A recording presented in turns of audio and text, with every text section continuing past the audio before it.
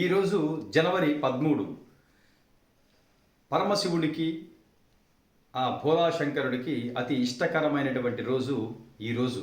ఎందుచేతనంటే ఈ సంవత్సరము జనవరి 13 శివ ముక్కోటి 110 సంవత్సరాల తర్వాత వచ్చేటువంటి అతి విశిష్టకరమైనటువంటి మరియు శివ కేశవులకు అంటే మహావిష్ణువును పరమశివుణ్ణి ఎవరైతే నిరంతరము అనునిత్యము ధ్యానిస్తూ పూజిస్తూ ఆరాధిస్తుంటారో అటువంటి శివ కేశ భక్తులకు అతి ఇష్టకరమైనటువంటి రోజు. అయితే మరి ఈ సంవత్సరం జనవరి 13 ముక్కోటి ఏకాదశి రావటము మనకందరికీ తెలిసిందే. అయితే ఈ జనవరి 13 110 సంవత్సరాల తర్వాత అమోఘమయంగా శివుని యొక్క జన్మ నక్షత్రమైనటువంటి ఆరుద్ర నక్షత్రము ఈరోజు అంటే జనవరి 13 ఉదయం 5 గంటలకు ఉద్భవిస్తుంది. కాబట్టి శివ భక్తులందరికీ కూడా ఇది చాలా పుణ్యకరమైనటువంటి చాలా మహిమాన్వితకరమైనటువంటి అతి ముఖ్యంగా ముక్తిదాయకమైనటువంటి రోజు ఈరోజు. అందుకే ఈ యొక్క సోమవారాన్ని శివ ముక్కోటి అని అంటారు.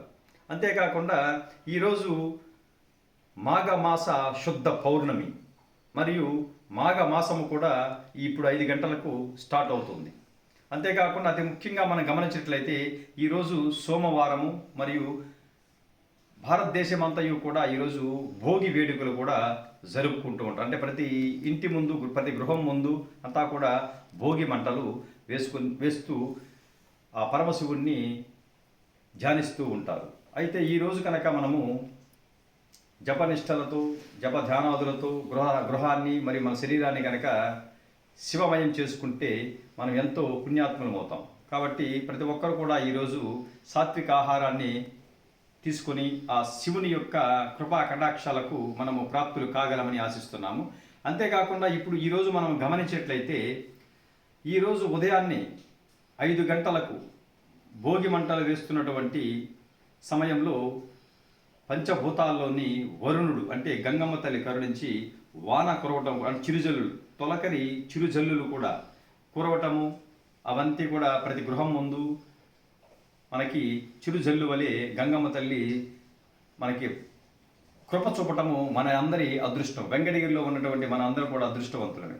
కాబట్టి ఇక్కడ మనం గమనించదగ్గ విషయం ఏమంటే శివుని యొక్క జన్మ నక్షత్రము ఆరుద్ర నక్షత్రము ఈరోజు ఉదయాన్నే 5 గంటలకు ప్రారంభమైంది.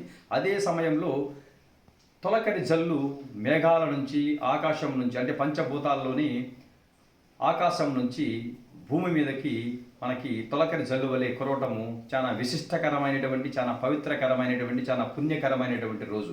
కాబట్టి ఈరోజు మన వెంకటగిరిలో ఉన్నటువంటి అందరం కూడా మనము అదృష్టం చేసుకున్న వాళ్ళే. ఎందుచేతంటే 110 సంవత్సరాల తర్వాత ఈ యొక్క శివ ముక్కోటిని మనమందరం కూడా మనము దర్శించుకోవటము చాలా అదృష్టం. కాబట్టి ఈరోజు అందరూ కూడా సాత్విక ఆహారాన్ని స్వీకరించి శివుని యొక్క కృపా కటాక్షాలకు అంతేకాకుండా మన వెంకటగిరిలో ఉన్నటువంటి శివాలయాల్లో ఉన్నటువంటి శివలింగాలకు అభిషేకం చేసుకున్నట్లయితే పాప విమోచనము జరగడమే కాకుండా మోక్షానికి కూడా మనము అర్హులమవుతామని కూడా పంచాంగము వేదాలు పురాణాలు ఇతిహాసాలు ఆధ్యాత్మిక పరులు ఋషులు జపతాపాలు చేసేటువంటి యోగీశ్వరులు మరియు సప్తాది దేవర్షులు బ్రహ్మాది దేవతలు సనకత నందనాదులు మరియు అష్టమాతృకా శక్తి పీఠాలను నిర్వహించేటువంటి యోగులు యతీశ్వరులు కూడా ఈ యొక్క దైవ సంభూతమైనటువంటి విషయాన్ని తెలిపి ఉన్నారు. ఓం నమః శివాయ నమః.